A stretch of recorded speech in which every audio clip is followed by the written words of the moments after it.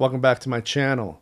Today is April 18th, and that means I am going to read to you Paul Revere's Ride. And then I'm going to read from this edition, illustrated by Ted Rand, because this is the edition I grew up with. When I was a kid in elementary school studying the American Revolution, this was the book that we read from. However, if you're interested in the work of its author, Henry Wadsworth Longfellow, there's also this book.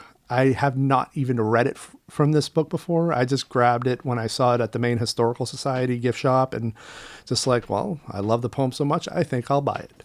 So I kind of bought both of them at the same time. However, as a fan of the literary arts, I also have Longfellow's anthology, Poems and Other Writings.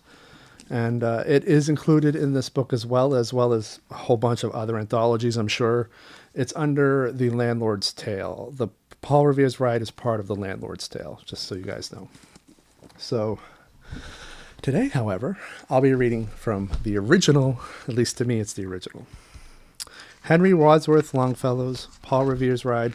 This is the poem that made the legend of Paul Revere so profound in American history.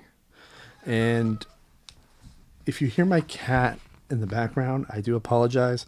That's Hermes, and he wants to get out of the room. However, the red light is on, and when the red light is on, the door stays closed unless they figure out how to open it, which some of them know how to open it. Anyway, here is Paul Revere's Ride by Henry Wadsworth Longfellow, illustrated by Ted Rand. Listen, my children, and you shall hear of the midnight ride of Paul Revere. On the 18th of April in 75, hardly a man is now alive who remembers that famous day and year. He said to his friend, if the British march by land or sea from the town tonight, hang a lantern aloft in the belfry-arch of the north church tower as a signal light. One if by land, and two if by sea, and I on the opposite shore will be, ready to ride and spread the alarm through every Middlesex village and farm, for the country folk to be up into arm.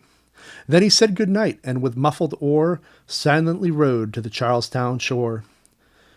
Just as the moon rose over the bay, where swinging wide her moorings lay, the Somerset British man of war, a phantom ship with each mast and spar across the moon like a prison bar, and a huge black hulk that was magnified by its own reflection in the tide.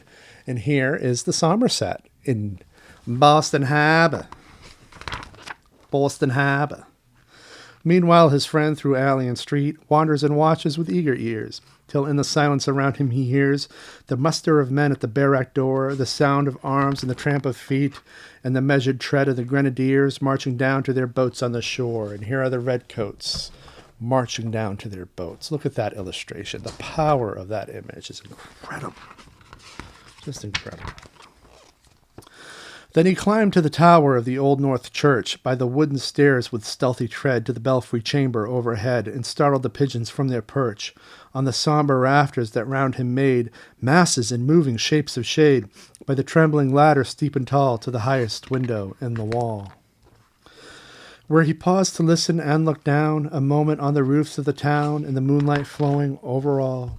Beneath in the churchyard lay the dead in their night encampment on the hill, wrapped in silence so deep and still that he could hear like a sentinel's tread the watchful night wind as it went, creeping along from tent to tent, and seeming to whisper, all is well.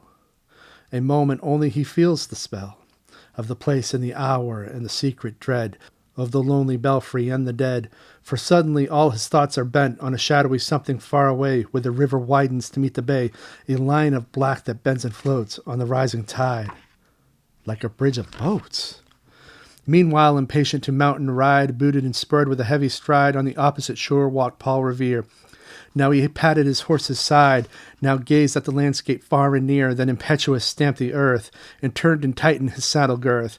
But mostly he watched with eager search the belfry tower of the Old North Church, as it rose above the graves on the hill, lonely and spectral, and sombre and still. And lo, as he looks on the belfry's height, a glimmer, and then a gleam of light. He springs to the saddle, the bridle he turns, but lingers and gazes till full on his sight a second lamp in the belfry burns.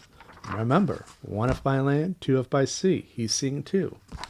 A hurry of hoofs in a village street, a shape in the moonlight, a bulk in the dark, and beneath from the pebbles impassive a spark struck out by a steed flying fearless and fleet. That was all, and yet, through the gloom and the light, the fate of a nation was riding that night, and the spark struck out by that steed in his flight kindled the land into flame with its heat. He has left the village and mounted the steep, and beneath him, tranquil and broad and deep, is the mystic meeting the ocean tides, and under the alders that skirt its edge, now soft on the sand, now loud on the ledge, is heard the tramp of his steed as he rides. It was 12 by the village clock. When he crossed the bridge into Medford town, he heard the crowing of the cock and the barking of the farmer's dog, and felt the damp of the river fog that rises after the sun goes down. It was 1 by the village clock when he galloped into Lexington. He saw the gilded weathercock swim in the moonlight as he passed, and the meeting-house windows, blank and bare, gaze at him with a spectral glare, as if they already stood aghast at the bloody work they would look upon. It was 2 by the village clock when he came to the bridge in Concord town. He heard the bleating of the flock and the twitter of birds among the trees, and felt the breath of the morning breeze blowing over the meadows brown.